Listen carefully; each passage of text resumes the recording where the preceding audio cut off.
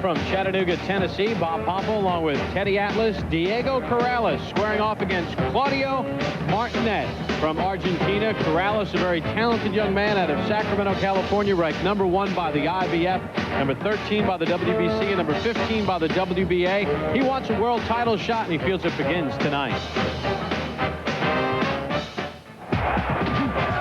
Diego Corrales is a 21-year-old out of Sacramento, California, who has a future in front of him that is as bright as the sun. Corrales is 26-0 with 21 knockouts. Against Hector Arroyo here on the Deuce back in November, he scored a 5th-round TKO, doing it in spectacular fashion. In December here on the Deuce, he squared off against Gary St. Clair. At stake, the #1 ranking in the IBF. St. Clair had his moments, but in the end, Diego Corrales was too quick and too strong as he posted a 12-round decision win and now has the #1 ranking by the IBF with Derek Gainer on his heels. Corrales talks about getting that title shot and how much it would mean to him tonight. My dream has always been to get the big red belt, and that's always been the IBF. Yeah, of course. But also, as a fighter, I look at it like I'm just happy to be here, being able to do what most people, most men dream of doing, is becoming some type of pro athlete. I have a serious respect for that, and just being able to say I'm a successful professional athlete is an honor in itself. So that I would take with pride and just go out there and have a blast, because most people can't make it to this point. Before a title shot, Corrales must get past Argentina's Claudio Martinet, somewhat of an unknown. 66 of his 71 bouts have been Argentina, and some feel Martinet may languish on the ropes. If he does dog it, I'm going to make sure I bring out everything I can to bring it out of him, because I'm going to come for him. If either way it goes, I'm going to definitely come for him. I'm going to put the same amount of pressure I put on Arroyo, on Sinclair, and on every other fighter I put on. If he's dogging it, he's going to take a lot of punishment. Well, that is Diego Corrales talking about tonight's fight. Teddy, I mean, he's a young guy. He has a lot of talent, a world title shot waiting for him. But can he stumble tonight against a veteran guy? Well, that's always the fear, you know, of having a tune-up when you're the #1 guy. Anything can happen. A cut can happen. Fight can all of a sudden turn into turmoil. But here it comes down to simple things here, 2 simple things. He's got a guy who's 35 years old. He's only 21. Is this guy too old? And also, this guy's been knocked out 5 times. And we have a real good puncher in Corrales. Can the chin of Martinet hold up? And is he too old in there? Yeah, Martinet has only fought 66 of his 71 fights have been in Argentina. Fought Tom Boom Boom Johnson, got knocked out by him, got knocked out by Alejandro Gonzalez earlier in his career. He's a very active guy, but let's face it, too, he's fought most of his career at featherweight, so he's coming up in weight class as well. Yes, and most of his fights in Argentina. This is in Argentina. And he's a guy that there's a lot of mileage on that odometer, as you said, and at times when he stepped up in class, he hasn't done well. And you know what? Corrales is a big step up in class. He's one of the best guys out there. Yeah, Corrales hoping to grow into his body right now. He's very comfortable at the junior lightweight division, and Claudio Martinet and Diego Corrales getting set to go. Let's take a look at the rules as governed by the state of Tennessee for tonight's bout. Our main event, no 3 knockdown rule, no standing 8 count. Fighter can be saved by the bell only in the final round. Only the referee can stop the fight, and accidental cuts, they'll go to the scorecards after 3 rounds are complete. Diego Corrales, born in South Carolina, now fighting out of Sacramento, California. Started boxing at the age of 8. Was suspended from school so often that his dad took him to the gym.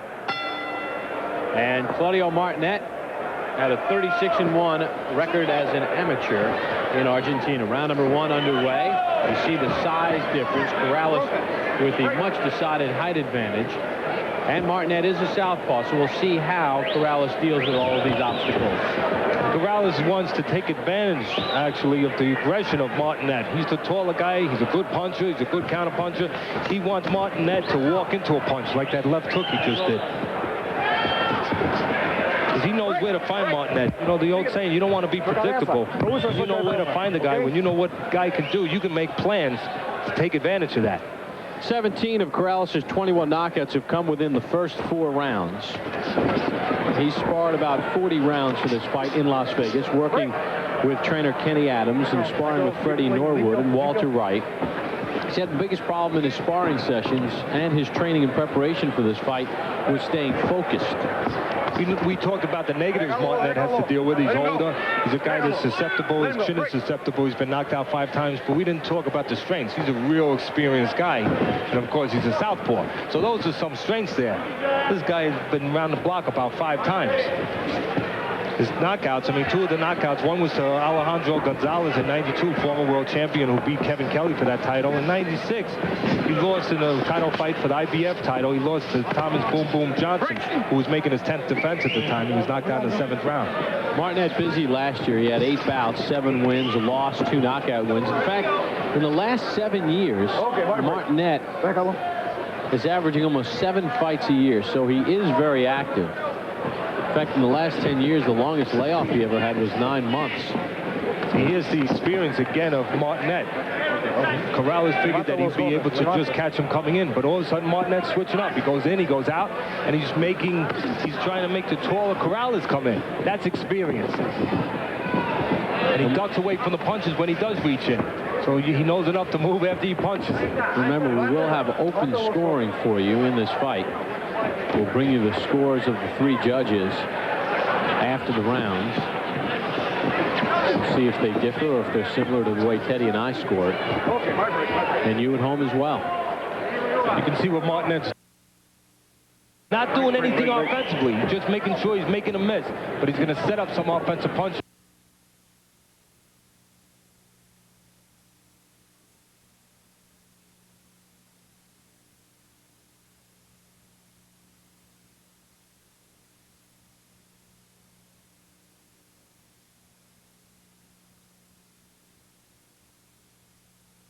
In the white squaring off against Argentina's Claudio Martinet, the 34-year-old from Argentina, with 59 wins, 7 losses, 2 draws, and 26 knockouts.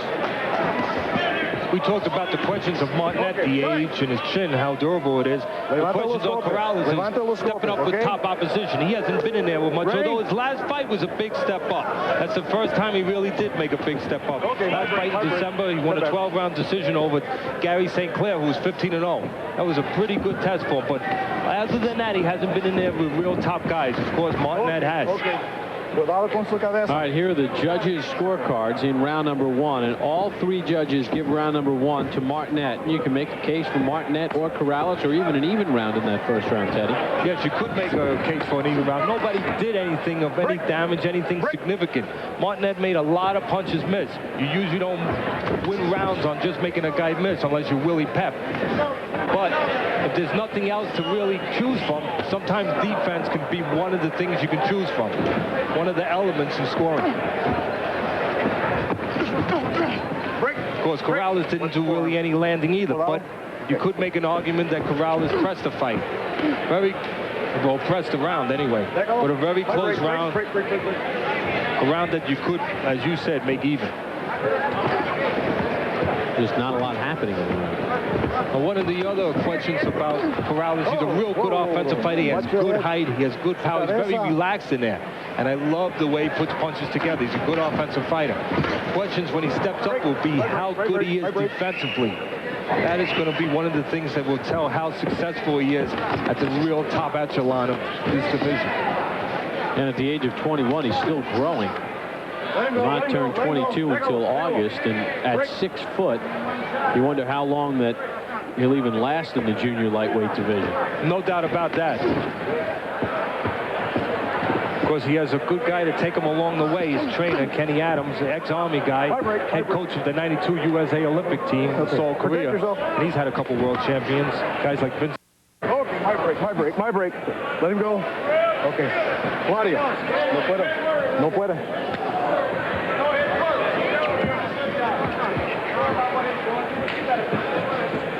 Again, not a lot happening here. Both guys are pretty sound defensively. And Martinet, as you mentioned right at the beginning of the telecast, very experienced, and right now he's using the fact that he's shorter and smaller as a good defensive weapon. Welcome back to Chattanooga, Tennessee. Bob Papa along with Teddy Atlas, Diego Corrales, and Claudio Martinet begin round number 3 in the scheduled 10-rounder. Not a lot of shots being landed. It's been more of a defensive battle, technique battle through the first 2 rounds of this fight.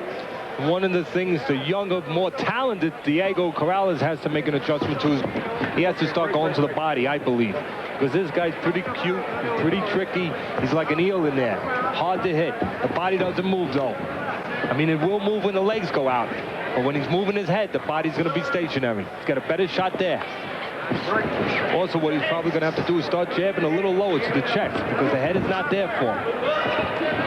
Corrales, a very soft-spoken young man, a very talented young guy. In fact, he even has a degree from the Leader Wolf Culinary Academy, a fine cook, like to be a master chef someday and a champion. How does he turn that quiet personality into firepower in the ring? We're gloved up, and that bell rings. I'm still calm. I'm every bit as calm as I am now. But the aggressive part, the aggressive willingness to go out there and inflict pain comes right back. And as soon as it's done, I feel kind of bad, you know, it's for some people, you know, I feel pretty bad. It's like, you know, I'm sorry about what happened, you know, because I don't mean to hurt anybody. It's just what I do. It's like a light switch. It turns on, and then once it's done, it's turned right back off, and I'm back to normal me. Well, the normal Corrales is very, very nice young man, but in the ring, he has been a terror in his career. Slow start. And we take a look at the judges' scorecards in round number 2. 2 of the 3 judges gave it to Corrales. Which I did. I have it right now 20-19 for Corrales because they made it an even round in the first round. But I gave it to Corrales the last round. Nobody again. Nothing special happening there. Nothing landed. But at least Corrales was moving the guy around. Corrales was dictating ring generalship. Martinet has been cautioned twice for some low shots and leading with his head. And referee Frank Garza has given him some stern warnings. There are a couple dangers here for Corrales. One is he can be frustrated by this experienced guy who's real cute and making a miss. That can start to frustrate him, start to tire him psychologically, missing so much. Especially if Martinet starts countering back later on, which you would figure a veteran guy would start doing. Also, psychologically, you know, Corrales could have came in here a little flat. Comes in with a guy 34 years old, been knocked out 5 times. He's the #1 contender, is Corrales, looking ahead a little bit. He can look past this guy. Well, here's a credit to Martinet. This is a small ring, only 17 feet by 17 feet. He's making it look like a 24-foot ring. Box.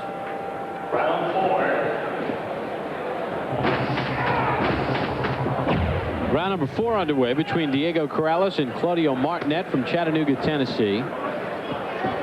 And really not a lot of punches being landed in this fight. First 3 rounds fairly even, but really not a lot of meaningful scoring blows have been landed to this point. In fact, in round number 3, Corrales threw 28 jabs, and he did not land one of them. That's because the other guy's very good at changing distance like he just did and moving his head and slipping punches. He's a ghost in there. Okay, my break. So now how does Corrales solve that puzzle? He has to make adjustments here. One of the adjustments, I'm sure his opponent's going to tell him, he's got to throw short punches, which he's very capable of. Long punches aren't going to land with this guy. Shorter punches have a much better chance. Also, he's got to start jabbing to the chest. That head's moving too much. Going to the body and maybe feinting the guy. Let the guy make a premature move and then time him. That's what you got to do with these real experienced guys. He's going to learn that. This is going to be going to school tonight for Mr. Corrales. He's probably at the right time now that he's #1. Well, you see the judges' scorecards, and they all gave round number 3 to Martinet. So Judge 1 has Martinet ahead 29-28. Judge 2 has Martinet up 30-27, and Judge 3 has Martinet up 29-28. Now the corner, Kenny Adams of Corrales, gave him good advice. He said, you're trying too hard. What he means by that, for the people who say, well, you want to try hard, is he doesn't want him loading up with this guy who's so elusive. He doesn't want him going in there looking for one punch. He wants him to be relaxed and put them together at the right time, be able to see things. not put extra stress on himself with such an elusive guy. See Martinet, very elusive, then he just sort of dives in and holds on. That's what's going to make this interesting if he starts punching more in between these misses, because I got to say again, as I said early, Corrales has a little false sense of security. He's throwing, nothing coming back, so he's standing up, not worried about anything coming, but the openings are there. If Martinet all of a sudden started throwing looping punches up top after the misses, Corrales might start getting tagged just a little bit. Well, Martinet has clearly taken the Chattanooga fans out of the fight. You can hear a pin drop in here. Another thing that Corrales needs to do is he needs to put punches together when he gets in range. But it's hard to do that because when you're young and you miss a punch, usually you're worried about something coming back. So you don't put together the second and the third and the fourth. But he's not going to land if he throws one at a time. And he has to go to the body. Martinet rips the left hand to the body and scores with a combination here at the end of round number 4. Well, we are pleased to be here in Chattanooga, Tennessee, and it's time for our Friday Night Fights flashback. Last major fight in the state of Tennessee. And you talk about Rocky? Well, this is right out of Rocky. This is the real Rocky. Here you have John Tate, big John Tate, who was an Olympian, heavyweight champion of the world. He's fighting Mike Weaver. At 20 seconds left, he gets caught that left hook, and he's out cold. He's ahead on all the scorecards. Way ahead. Can't lose the fight. And he loses it. Left hook ends it. And also on that card is a guy who's a trainer now, who's now Eddie Mustafa Muhammad. Now, then he was Eddie Gregory, fighting the southpaw Marvin Johnson, who was a tough customer. But Eddie Gregory was a real good puncher and a good counter puncher. And he's a good trainer now. And he was pretty happy right there. And of course, Marvin Johnson was from native Indiana, and he was a guy that was involved in as many exciting fights, Bob, as anybody could be, with guys like, who was the great, can't think right now, but a lot of real good fights. Saad Muhammad. Saad Muhammad, another light heavyweight champion, former light heavyweight champion, one of the most exciting fighters we've ever had. Well, the fans here in Tennessee hope that they get just a smidge of that excitement. So far in this one, it's been a slow pace between Corrales and Martinet. We'll take a look at some punch numbers through 4 rounds of this fight, and you see that Corrales has been busier, and he's only landed 3 more punches. And at the end of the last round, Teddy, Martinet was able to land a couple of shots and get Corrales' attention. And you wonder whether or not that could have stolen a round, because these are such nondescript rounds that any flurry could steal the round.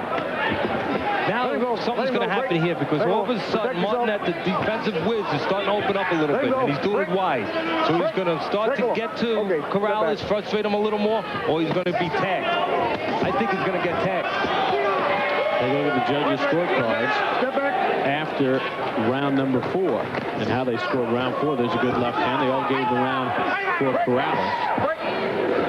2 of the judges had the fight dead even after 4. And I thought the last round Corrales did dictate pace. He did control as much as you can in this kind of fight. But at the end, you could make an argument also, but that's the subject nature of this business, that Martinet all of a sudden scored, and there wasn't much going on before that.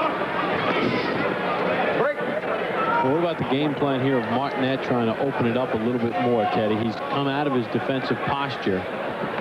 Wrong move? No, it's the right move, because you want to be in there to try to win the fight. You don't want to just survive. I mean, that's what you're supposed to do. You're supposed to try to win. You're supposed to do it within the confines of being smart and giving yourself the best chance. He went in there with a good plan. He got caught.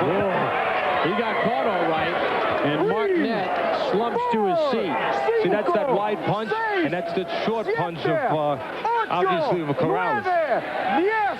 I don't think he ever saw the punch. No, and that's it. So he fought a good defensive fight, and the question was answered. He tried to open it up just a little, and Diego Corrales, who did not land a whole lot of shots, rips off 1 shot. Martinet goes to his seat, and now he'll go to the locker room with his 8th loss and his 6th knockout loss of his career. And we had just said that something was going to happen this round, because he had changed gears. Martinet, that was. He started taking chances, and he was either going to catch the other guy or he was going to get caught. And since his punches were wide and the other guy was short, Corrales caught him. You're going to see Corrales catch him with a right hand here. Corrales starts to move him back, inch his way in, and he's looking to punch. He's ready. He's in position. Martinet falls in there. Martinet's going to throw a wide punch here. There's the wide left hook. Again, a wide right hand, but he was beaten with a straight right hand of Corrales. That's why the shorter punches do the damage. They're going to beat the wide punches. Hey, it's really hard to get a gauge on Diego Corrales. There again, the wide right hand and the short right hand. Can't really get a gauge on it because of the way Martinet fought, and Corrales opened it up a little bit. You have to admire Corrales' concentration, I guess, in this fight, and his patience, being a young guy, but it's hard to get a full gauge of what he did because Martinet didn't open it up much. No doubt about it. Tonight, he didn't have to go to culinary school. He was a quick order cook. Short order cook. Corrales a winner. Here's Mark Biro. Ladies and gentlemen, the time, 2 minutes, 6 seconds of the 5th round. The winner by technical knockout and still undefeated, Diego Chico Corrales.